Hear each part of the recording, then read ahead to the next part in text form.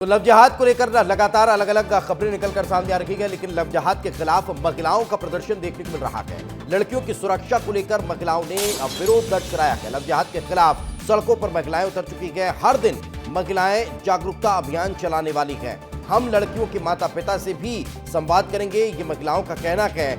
झांसे से बचने के लिए महिलाएं समझाइश देंगी। तो एक के बाद एक लव जिहाद के मामले जो सामने आ रहे हैं, अब उसको लेकर महिला संगठन भी सड़कों पर उतर आया है और महिला संगठन अब लोगों को समझाइश देने के लिए काम करता हुआ दिखाई देगा। चलिए आगे बढ़ते हैं। तो लव जिहाद मामले में अब जनप्रतिनिधियों ने भी हेल्पलाइन नंबर जारी कर दिया है। बाकायदा इस हेल्पलाइन का नाम नारी शक्ति हेल्पलाइन दिया गया है। इस हेल्पलाइन पर पीड़ित युवती शिकायत कर सकती है। वहीं युवती की पहचान को गोपनीय रखा जाएगा। शिकायत के आधार पर महिलाओं की मदद की जाएगी। मामले पर विधायक रामेश्वर शर्मा ने कहा है कि अब हम सभी मैदान में हैं।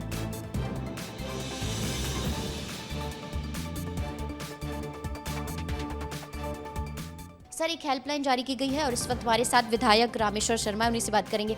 सर, आप सभी आगे आ रहे हैं। नारी शक्ति हेल्पलाइन जारी की गई है, उसमें नंबर्स भी हैं कि कोई भी लड़की अगर पीड़ित है तो वो इन नंबर्स पे कॉल कर सकती है। ये देखिए, सकल हिंदू समाज का जागरण है और इसमें राजनीतिक कोई बातचीत नहीं है। इसमें सब हिंदू समाज एकत्र होकर, एक साथ होकर अपने बहन बेटियों की सुरक्षा के लिए संगठित भी होना है।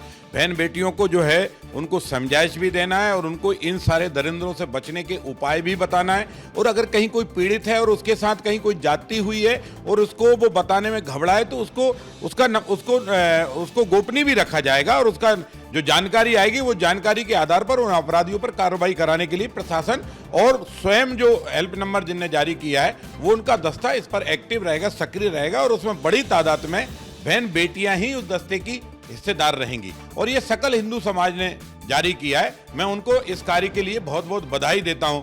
ये हेल्पलाइन है, ये जारी की गई है जिसमें नंबर्स भी है और नारी शक्ति हेल्पलाइन है और जिसमें खुद विधायक रामेश्वर शर्मा ने कहा है कि अब ऐसे दरिंदों से निपटा जाएगा और हिंदू लड़कियों को बचाया जाएगा और इसीलिए अब ये हेल्पलाइन लगातार काम कर रही है और इसमें जो भी लड़कियां कंप्लेन करेंगी, शिकायत करेंगी, उनकी पहचान भी पूरी तरह से गुप्त रखी जाएगी।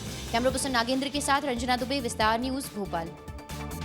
तो वहीं लव जिहाद को लेकर सांसद आलोक शर्मा ने कहा है कि युवतियों की सुरक्षा के लिए मैदान में उतरेंगे। लव जिहाद को लेकर छात्राओं से चर्चा करूंगा। स्कूल और कॉलेज में छात्राओं से बातचीत करने की बात वे कहते हुए नजर आ रहे हैं। शिक्षण संस्थाओं के बाहर लेटर बॉक्स लगाए जाएंगे और लोगों को और छात्राओं को जागरूक किया जाएगा। ये बातें आलोक शर्मा कहते हुए नजर आएंगे।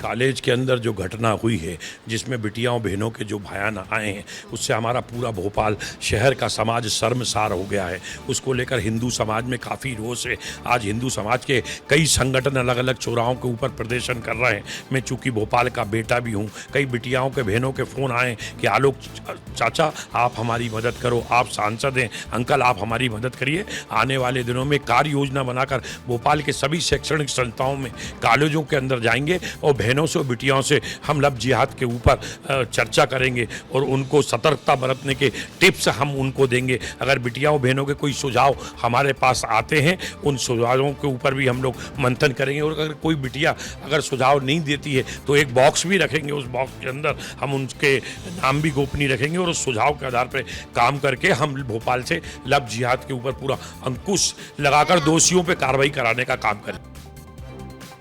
तो अब कार्रवाई की बात कही जा रही है। सांसद को आप सुन रहे थे। विधायक लगातार लव जिहाद के मसले को लेकर अपनी बात कहते हुए नजर आ ही रहे हैं। रंजना दुबे हमारे साथ जुड़ चुके हैं। रंजना, लव जिहाद का मसला इतना बड़ा हो चुका है कि एक के बाद एक का अलग अलग शहरों से इसकी खबरें निकलकर सामने आ रही है, लेकिन इसके लिए जागरूकता अभियान चलाना ये अपने आप में बहुत जरूरी है। क्या इसको लेकर अब काम होता हुआ दिखाई देने वाला है? जो सांसद कह रहे हैं उस पर अमल कब तक हो पाएगा?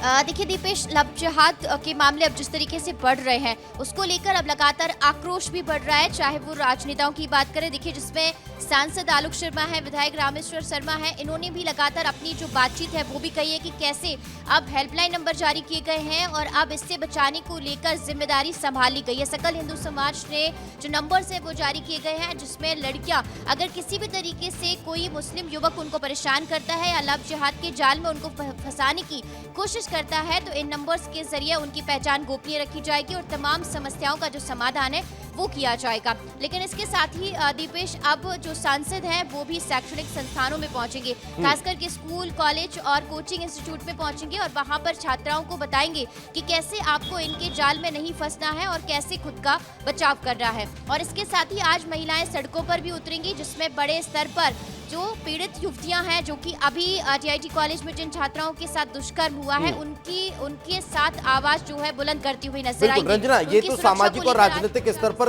जो कार्य योजना है उसको अमल करने की बातें निकलकर सामने आ रही है, लेकिन अब प्रशासनिक स्तर पर या फिर ये कह लीजिए कि कानून के दायरे में किस तरह से अब इस पूरे लव जिहाद के मसले को खत्म करने की दिशा में काम चल रहा है?